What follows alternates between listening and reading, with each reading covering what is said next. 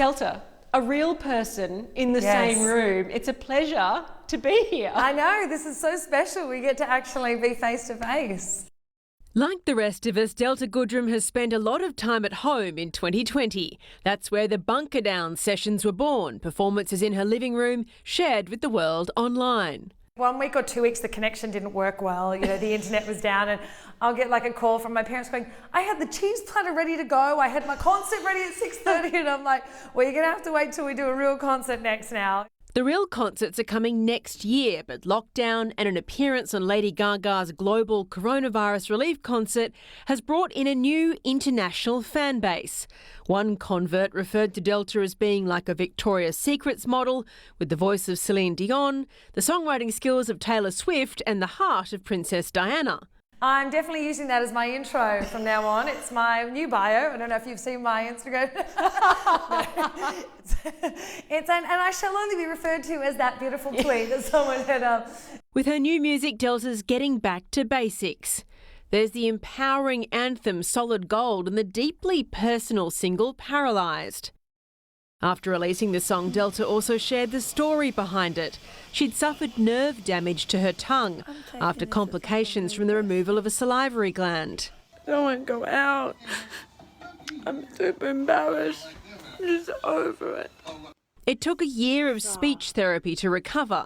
Delta refers to the health scare as a rebirth, and that chapter is now etched in song. I didn't even intend for that to be the song out first. It just happened that everybody was going through such a reset in the world that I thought, well, maybe this song was meant to be for a reason. Maybe I was meant to go through and write, and maybe the song's meant to, you know, hopefully be a source of strength for someone, because everyone's going through so much. Delta was 18 when she was diagnosed with Hodgkin's lymphoma. This year she's come full circle, launching the Delta Goodrem Foundation to raise money for cancer research. Cancer has been a big part of your story. Yes.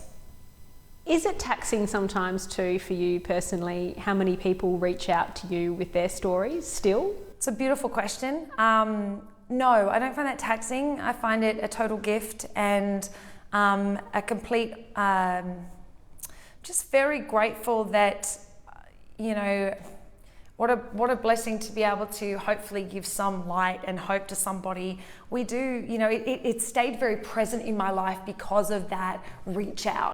It's been 20 years since she signed her record deal with Sony in the same office we're in today. We've all watched her grow up in the spotlight, but a lot about Delta has stayed the same. When you were 15 years old, even the same makeup artist, you were preparing for your first round of interviews. Can you look back to that stage and remember how that felt? Of course I can. But I'm very grateful for those moments when I first started, and they're very, especially when you're a teenager and you start in a business when there's all the adults and you're just a teenager, and luckily I have wonderful, amazing parents and family and brother. But, you know, I look back and I think, why were my eyebrows so skinny? You know, or like, you know, like, when you say makeup, I think, why did I do that? It's your fault. It's your fault.